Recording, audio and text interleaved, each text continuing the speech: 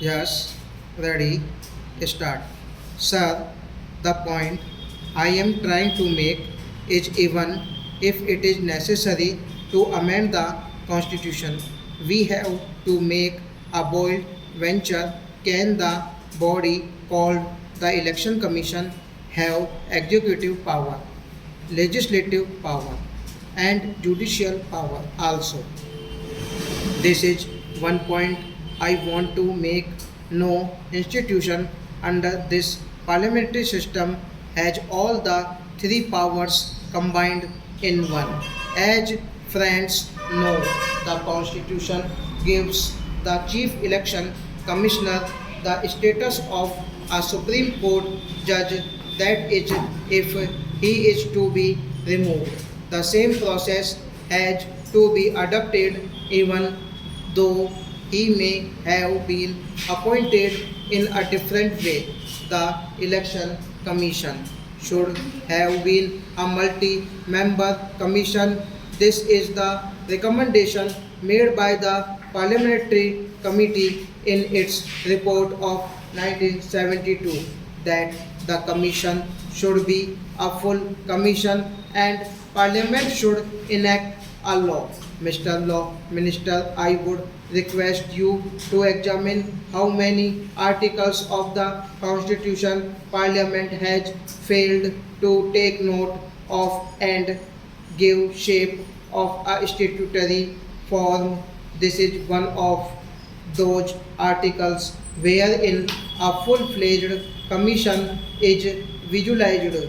It cannot be a single member commission even remotely. I do not want to cast any aspiration on any election commissioner. That is not my purpose. There is scope for error of judgment. It is not a question of motive or intention. If the election commission declares an election null and void, what can be done? What the Supreme Court held was that if a wrong decision has been given and a recall has taken place, then the aggrieved person could go to the High Court for relief through an election petition. There is no other way for relief. I do not know how my friend is happy with the decision of the commission. He claims it as a victory for him. I am sorry for the lack of depth of understanding or political vision in the matter. My friend requested for repoll only in 56 polling booths, but the election commission generously ordered repoll in 800 polling booths. What is happening in the country? This is a basic question. The Supreme Court said natural justice has to be kept in mind while making the decision to declare an election null and void, but to ask the whole constituency should go for a recall, how much it costs the government. It is not for the election commission to annual an election. According to me, this is a fundamental matter, but this was not debated in the House. It should have been debated. Secondly, take the priority, forget the law for a moment. There is an aggregate candidates in Garhwal by election polling booth was disturbed in 65 polling booths. The election commission ordered repoll in all the booths.